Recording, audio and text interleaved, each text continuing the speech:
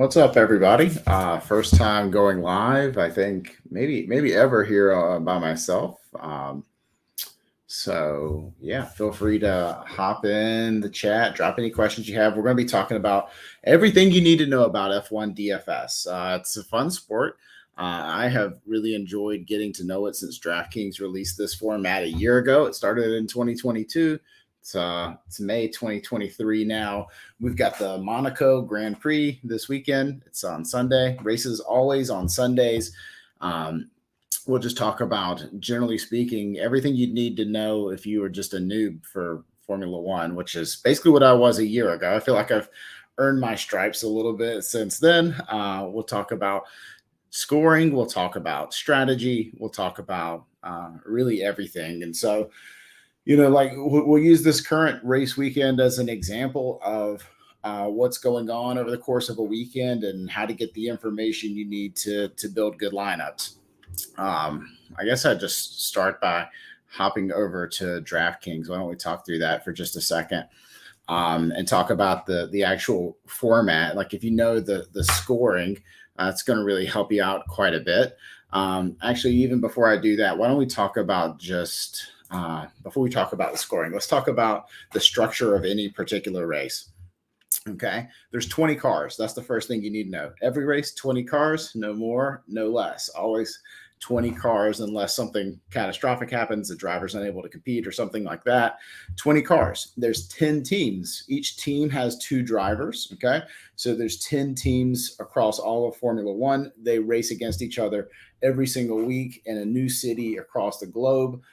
This week they are in Monaco, which is like the most legendary circuit on the track on the calendar, and they race there every year. It's a little bit of a unique race, but you don't have to know everything about track types and everything like that. As long as you can read like Vegas odds, you'll be good to go for knowing how to essentially rank players. And obviously, we're doing a lot of things over at Run the Sims to help give you good projections as well on the players. So 20 drivers, 10 teams. So the dynamics of a team is a little interesting. So the preeminent team in Formula One right now is Red Bull. You've probably seen Red Bull racing cars.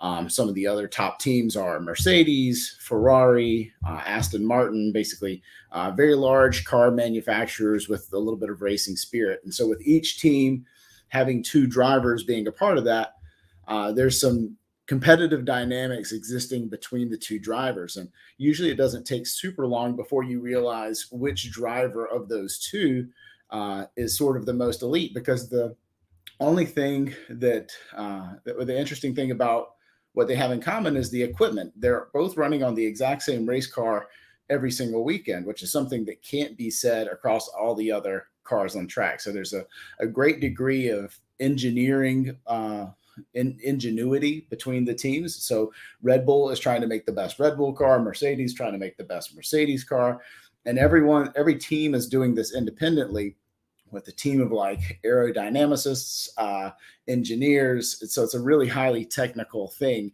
So you can't really compare a Red Bull driver to a Mercedes driver because they're running in 2 completely different types of cars. But you can compare Max Verstappen, the lead Red Bull driver, to Sergio Perez, who is really the second driver. And they have a little bit of a clash going with one another to see who can score the most points throughout the course of the year. So, they'll all go into each race weekend, 10 teams, 2 drivers each, 20 players, 20 drivers. And they'll start off the week with what's called free practice. There's 3 different practice sessions. They all last an hour. It's basically just time for the drivers to get used to the circuit. Obviously, you're going from place to place around the world. There's not a lot of time for familiarity. They have a lot of simulations and stuff like that they can do, but they're going to see a track really for the first time every year once they go to that circuit for the weekend. So 3 practice sessions. And, there's a big community of people who are digesting these practice sessions to say like, how good each team's looking. Every team is kind of making small tweaks, and some teams are occasionally making major tweaks between races. And so you're trying to see how that's going to affect performance. But once again, you don't have to know this for DFS necessarily. It's just kind of helpful context, I think. And then after practice sessions, there's qualifying. So where we sit right now on Saturday morning, May 27th, 2023, we're actually in between the final practice session and qualifying. So qualifying, if you're familiar with NASCAR or really racing in general, you'll know qualifying. Obviously, it's the 20 cars all trying to put their best lap together to basically sort themselves out on the starting grid. So basically what order they will start the race in. And so for some races, qualifying is super, super important. For other races, maybe not as important. So yeah, that's just basically what you need to know there. Monaco is a super important qualifying track because it's really difficult to pass at Monaco. It's a very twisty, turny track. It's a narrow track. There's not a lot of room for a really fast car to get past even a slower car if the slower car is in front. So not a whole lot of racing action for overtaking there. But yeah, that's pretty much it for the race weekend. You have 3 practice sessions, qualifying, and then the race. Now, the important thing for DFS is qualifying also sets the grid order, and grid order is a very big part of determining DraftKings points. So why don't I hop on over to DraftKings and we'll talk about that for a bit. Okay, scoring. You'll see that there are scoring statistics for the driver as well as the constructor. I guess we'll talk about the actual constructor next. Constructor equals team as far as we're concerned. So you get points for your finishing position, and we'll dive into that a little bit more in depth. But you see first, second, third, fourth, all the way through 10th place, you get a little bit of points associated with 10th place. It obviously decreases quite a bit. There's a 7-point gap between first and second place, only a 3-point gap between second and third place. So obviously picking the winner of the race in your lineup, super important. You get points for laps led. It's only a 1/10 of a point. However, a race leader can accumulate quite a few of those. Most courses are going to be somewhere in the 60 lap range, give or take. You get 5 points for defeating your teammate. You get a point for classifying, which basically means you finished the race. You completed 90+% of the laps of that race. So a 60 lap race, as long as you make it past lap 54, you'll be classified. And then here is the point I was alluding to earlier. You do get points for essentially improving your grid position. So if you start the race in 10th place, finish it in 6th place, so you went from 10th to 6th, you improved your grid position by 4 points. You would basically be right here in the +3 spots versus grid position, and you'd pick up 2 extra points for that. If you were able to improve your grid position by 5 spots over the course of the race, that's 3 points. And if you were able to get 10 spots of grid position, that'd be 5. It's obviously going to be pretty tough to get 10 spots of grid position because usually if you did poorly in qualifying, you've got a pretty slow car. It's not going to be super likely that you're able to climb that much during the course of the race. But weird things happen, such as really fast cars crashing in qualifying that could start near the rear, or having a penalty that forces them to the rear, or something like that. So really, we do have projections for the race before the race qualifying even starts. Like we have some up at Run the Sims right now, and they're garbage. I would encourage you not to build lineups with pre-qualifying projections in them because we simply don't know enough. Qualifying is the first time we actually get a true sense of what the car's strength is, as well as where they're going to start on the grid. Whereas right now we just project where they're going to start on the grid. So that's really it for driver scoring, but I should also probably tell you a little bit about the actual lineup type. So as I pull up a potential lineup here for us, this is obviously the traditional player pool and our lineup screen over here on the right-hand side. You can see that it's you've got that little crown icon, which should be familiar. If you've ever played NFL Showdown or something like that, you know that crown icon means captain, and captain gives you 1.5 times the fantasy points. So obviously you want a really, really strong driver and a captain if you can help it. You have 4. And I should also mention that in addition to that 1.5 times fantasy scoring, the price is 1.5 times as much too. So you see Max Verstappen as a captain costs $21,600 versus him as a driver, $14,400. So yeah, that's 1.5 times to put him in the captain slot. So that obviously is going to put some constraints on your lineup right away when you go with a super expensive guy up in the top. Let's talk about constructors. So obviously a captain +4 in the traditional driver spot, and then a constructor. Constructor just equals team. And here you can see that the pricing really wants you to try to fit in some of these crappier teams towards the bottom. The problem is constructor scoring is super important for F1 DFS. We'll hop into that scoring again here in just a second, but you'll see Red Bull, $13,500, over $10,000 more than, say, AlphaTauri down here at the bottom. But these are the 10 teams that are competing in F1 this year. So, yeah, that's basically the you got a $50,000 salary cap to try to figure this all out. And obviously, there's a variety of different contests you can play in here on DraftKings. You can play tournaments, you can play cash games, and whatever you're doing, you can play small field, large field, and whatever you're doing can come with its own set of strategy. And if you ever get stuck, you can also see that the teammates are listed for each of the teams there. So let me go back to the rules and scoring to show you the constructor scoring. So you see here that the constructor also gives you points for first, second, third, fourth place. So if I were to say select Red Bull, which we said is Max Verstappen and Sergio Perez, I'm going to get points for both of those guys. So wherever they finish in the race. So obviously a top team is going to be super critical. If Sergio Perez finishes third and Max Verstappen finishes first, then I'm going to get the 25 points for Max and the 15 points for Perez. That's 40 points. That's going to be a pretty major score right away. And then also you're going to get points for fastest lap. If I happen to get one of those guys, laps led, those stack on top of each other. If both cars classify, which means finish the race, I get that there. If both cars finish in the points, I get those. And if both cars finish on the podium, I get those as well. So it's really easy to see how important it is or how easily a constructor can pull away and become the most important part of your lineup. So that would be maybe my first true DFS tip, is to say a lot of people will focus on that captain slot. And I would encourage you to focus much more on that constructor slot. I think it's easily the most important thing for F1 DFS is to nail constructor. And so far this year, it's been really a free square to play Red Bull. And I think it's going to continue to be that. I mean, look at the points per race there for Red Bull compared to the others. You can see there's really only 4 teams that you can even think about playing.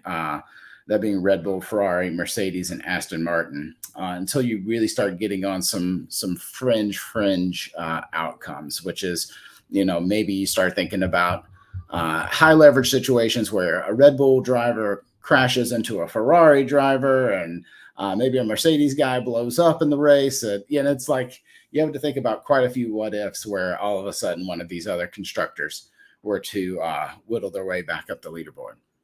So yeah, that's kind of the general idea, is the 20 drivers made up of 10 teams of 2, all racing and getting points that stack on top of one another. So we do have some tools to help with this. I do see a question from Alex. Any tips for really small fields, 10 players or less? Yeah, I think, Alex, I mentioned earlier about the how captain spot is not as important for the large field tournaments compared to constructor. I would encourage you in small field to emphasize the captain spot, because let's just build a sample Max Verstappen lineup, which, at least for the course of 2023, seems like it'll be the chalky way to approach it.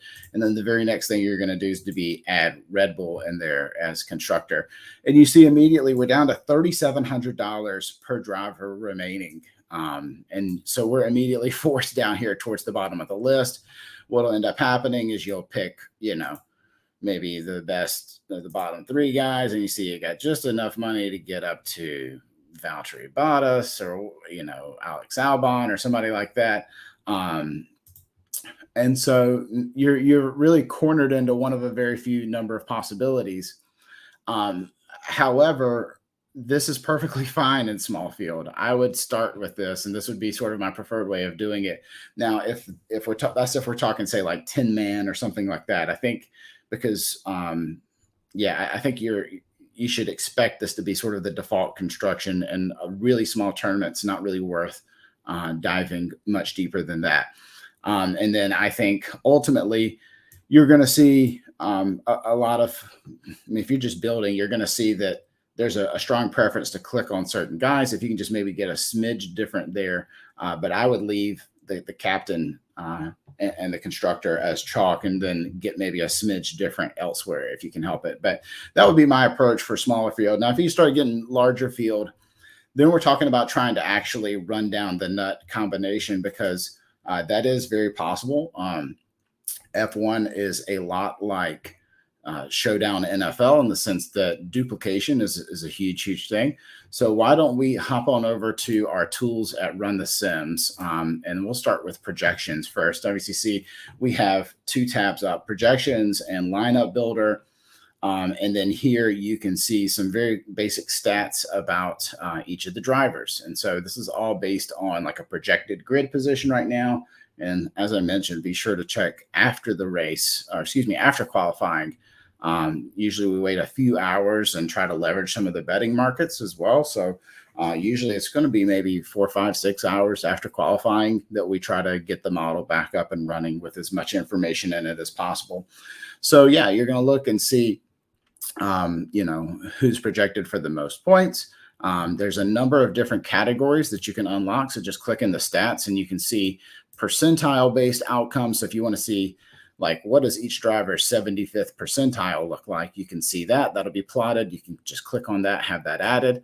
You can see optimal rates. Obviously, I have that listed for optimal total currently, but you can see to what extent are they captain? What extent are they flex? What we do is we run 100,000 simulations, which is more than we're even doing for NFL at this point. It's a little easier to simulate a single race than a slate of NFL games play-by-play, but we simulated 100,000 times the race and then see what the optimal lineup would be in each of those 100,000 simulations. Projected ownership, we don't have that up just yet, but that'll be where that lives. And then leverage options, which is essentially the optimal rate minus the projected ownership. And then lastly, the defeat teammate stat, which is kind of an important stat. So I'm going to add that one here. You can see how often a driver is likely to defeat their teammate. So, I mentioned Max Verstappen and Sergio Perez as Red Bull teammates. You can see that 62.4% of the time Max beats Sergio, 37.7% Sergio beats Max here in our projections. And so that will tidy up after qualifying. We'll get better numbers there, but it gives you a sense of how often you should expect that. And it's, somewhere in the 2-to-1 range, give or take. And so that's helpful, especially towards the bottom of the grid. We talk about small field. Usually you're going to be down here trying to pick between Nico Hulkenberg and Kevin Magnussen because you need one of the Haas guys in there. 47% versus 52%. You can see we favor Nico just a little bit currently. And so that could be a good stand to take. And then next, I'll hop on over to the lineup builder where I've got some lineups really already sorted out. And you can see that we have like basically a CSV download of what you'd see on your screen. You can request the number of lineups that you want and make a few different rules along the way. We require at least 3 rules to be selected. So here in this case, I've got constructor can be either Red Bull, Ferrari, or Alfa Romeo. Obviously, there's some ways that you can kind of trick this thing into getting past that. But yeah, basically just to comply with DraftKings terms of service. You have to specify at least 3 rules. You can specify basically who the captain is, or who the constructor is, or who the driver contains. And then you'll get the projected points for that lineup. You'll get a frequency, which is how often out of 100,000 simulations was that the nut lineup, the best possible lineup that you could make. And then how many points did that lineup score when it was optimal? So here you see that this lineup here, we project to score 101 points, but in this 199 simulations where it was optimal, it scores 153. So obviously it's going to be, all of the lineups are going to be really high scoring. So some players have a preference towards finding those lineups that need a really high score to win versus some where you need a really low score to win. So just lots of different ways to go at it. And one of the things you'll notice, just sort of the way we have it sorted, we've got it sorted by projected points and then frequency, which is going to be basically your baseline projection and then how many times it appears as the next tiebreaker. You can see like the best lineup by projected points currently is Nick DeVries at captain with Max Verstappen, Charles Leclerc, Valtteri Bottas, Logan Sargent, and Red Bull. And there's a very specific reason why we're getting a crappy driver at the captain, and that's because the best lineups that we can make are actually going to essentially punt captain, take just a few points there, even though Nick DeVries is a major underdog to even beat his own teammate, Yuki Tsunoda.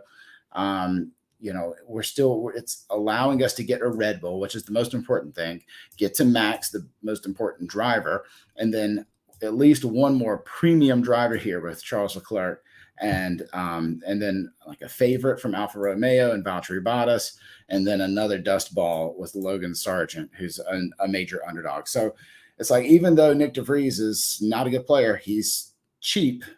So he doesn't project for a lot of points, but he allows us to get to Max, Charles, Red Bull, which is what the optimizer is going to really like. So just kind of keep that in mind as when you're building, especially for the high upside tournament lineups. You're really looking for some of these nutted outcomes. So what I like to do for the purpose of playing large field tournaments is just sort by frequency. So, I mean, we can do frequency first and then projected points after that as a tiebreaker, reload that. It will take just a few seconds. You're hitting a database that has 100,000 lineups in it. So it does take maybe, 5-10 seconds, something like that, to go find the lineups that match all your criteria. And then it's going to display all of them, hopefully. And there we go. And yep, here we go. We have it sorted by frequency. How many times out of 100,000 does this lineup win? Actually, 245 times out of 100,000. So it's this Magnussen, Verstappen, Leclerc, DeVries, Sargent. So yeah, it's obviously it wants to do this punting thing at some of the driver spots and the captain spots, so that you can get Verstappen, Leclerc, and Red Bull. So the next thing I'll talk about with strategy is teammates in the same lineup. Obviously, one really helpful thing, like what used to be the chalk thing to do last year before some of the pricing changes, was you would just play Max Verstappen and the captain and stack them with constructor Red Bull, or play Lewis Hamilton for Mercedes and the captain and stack them with Mercedes constructor. And that worked for a while until they really have made it cost prohibitive to do that, specifically with Max and Red Bull, and occasionally with Sergio Perez and Red Bull. They've made that very, very difficult. But you can see like a Charles Leclerc Ferrari lineup right here in this, what is this, about the 7th or so lineup, as being pretty strong and viable. Allows you to still get in George Russell and Fernando Alonso, which is a really strong pairing as well. No Max Verstappen. So this would be a fantastic lineup for if Max Verstappen blows the engine or hits a wall. You would do really, really well with this lineup. So just kind of keep that in mind. That used to be the chalk thing to do, was stack captain with constructor, but now it's cost prohibitive to do that at the high end. You can still do that once your driver and constructor costs go down quite a bit. I mean, you can see that Ferrari is almost $4,000 cheaper than Red Bull. Charles Leclerc is $9,600 compared to Max at $14,400. I mean, saving almost $5,000. So you're already down almost, what's that, $9,000, and compared to what it would take to do that with Max. And so, so you can require a captain plus constructor stack, which is this option right here. What we allow you to do is say, I'll allow it, I will not allow it, which means it can never happen, or I can require it. So if I hit require and then load my lineups, I'll only get lineups that match in that regard, my captain plus my constructor. A real question is whether to allow teammates in the same lineup. If you are playing large field, I would just say, yes, you can allow it. It's usually not a preference, because one of the main things you're trying to do when you're building a lineup is you want to go 5 for 5 with your drivers to defeat their own teammates. It's rare that you'll win by not having all drivers who have defeated their teammates. It's kind of like having golfers make the cut in golf. Like you need, 6 of 6 golfers to make the cut. You need 5 of 5 of your drivers to defeat their teammates, because that's a 5-point thing, which may not sound like a lot for a driver who's going to get 25 points for finishing in first. But comparatively, you start examining that at the bottom end, like Nick DeVries. That's almost the only way he's going to get 80 points whatsoever. He's not really alive to finish in the top 10 to get finishing points. He's not going to get a fast lap. So the best chance he has is to defeat his teammate, Yuki Tsunoda, and get the 5 points and classify the race and get 1 more point. So he'll finish with exactly 6 points. And that's also your best case scenario with Logan Sargent. And so obviously, if Logan Sargent and Alex Albon, his teammate, for example, on Williams, if you have them both in the same lineup, only one of them can get the 5 points that's needed for for defeating the teammate. So just keep that in mind, especially if you're playing large field. You're typically going to want to avoid that, especially at the bottom end. Where it gets a little bit more possible is some of the midfield teams. We talk about the teams, McLaren, Aston Martin, Alpine, where some of these teams they have drivers that could actually get finishing points. Like they could finish with both teams, both players from the team getting points in the race, but and not, obviously one of them would not defeat the other one. So you could play both those guys and they could still get you points. But overall, the main reason you're playing Logan Sargent is hoping that he can beat Alex Albon, get you the 5 points for that, and save you the salary needed to do all these other things in your lineup. So that's pretty much it. Obviously, the prize pools are a little up and down with F1 currently. There's 20K to first this week. Obviously, you see we've kind of made a lineup there. But yeah, 20K to first, 7,500 to second, 3K to third. What ends up happening usually is, since there is quite a bit of duplication, especially when, a pretty chalky outcome happens, we'll end up seeing the first place split by sometimes as many as, a couple hundred people, but often, 4, 5, 6 people will split first place. But that's pretty much it. So just be thinking in terms of expected value anytime you make a lineup. Does this look like a lineup someone else would make? Obviously, the same sort of levers that you can pull to get different in Showdown DFS for NFL are very similar to F1 DFS. Maybe it's I'm going to intentionally leave some salary on the table. Maybe it's I'm intentionally going to play a lower owned guy. And lower owned is typically going to be represented in being just kind of a bad play, a guy who's neither cheap nor projected well. So, those will be kind of your major levers. Maybe it's mixing up the captain and constructor. Maybe it's playing 2 teammates.